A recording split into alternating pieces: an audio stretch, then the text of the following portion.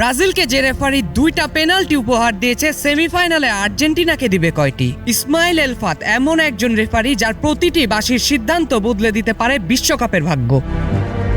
যে রেফারির সিদ্ধান্তে ইতিমধ্যেই তৈরি হয়েছে আলোচনা, সেই ইসমাইল এলফাত এবার সামলাবেন বিশ্বকাপের সবচেয়ে প্রতীক্ষিত সেমিফাইনাল।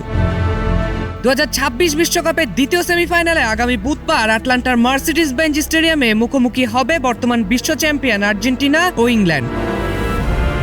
আর এই হাই ভোল্টেজ ম্যাচ পরিচালনার দায়িত্ব পেয়েছেন যুক্তরাষ্ট্রের অভিজ্ঞ রেফারি ইসমাইল এলফাত। 44 বছর বয়সে রেফারি চলতি বিশ্বকাপে ইতিমধ্যে বেশ কয়েকটি গুরুত্বপূর্ণ ম্যাচ পরিচালনা করেছেন। গ্রুপ পর্বে জাপান, নেদারল্যান্ডস, উরুগুয়ে, স্পেন এবং শেষ 16তে ব্রাজিল, নরওয়ের ম্যাচেও দায়িত্বে ছিলেন তিনি। তবে শুধু অভিজ্ঞতার জন্য নয়, কিছু বিতর্কিত সিদ্ধান্তের কারণেও আলোচনায় এসেছেন এলফাত। উরুগুয়ে স্পেন ম্যাচে কঠোর ফাউলের ঘটনায় তার সিদ্ধান্ত নিয়ে উঠেছিল প্রশ্ন। আবার ব্রাজিল নরওয়ে ম্যাচেও ভিআরের মাধ্যমে পেনাল্টির সিদ্ধান্ত দিতে হয়েছিল তাকে। চলতি বিশ্বকাপে এখন পর্যন্ত এলফাত দেখিয়েছেন একাধিক হলুদ কার্ড এবং একটি লাল কার্ড। মরক্কোয় জন্ম নেওয়া এলফাত মাত্র 18 বছর বয়সে যুক্তরাষ্ট্রে পাড়ি জমান। পরে মেজর লিগ সকারে নিজেকে প্রতিষ্ঠিত করেন এবং 2বার নির্বাচিত হন MLS এর বর্ষসেরা রেফারি হিসেবে। এখন অপেক্ষা শুধু আটলান্টার মহারণের।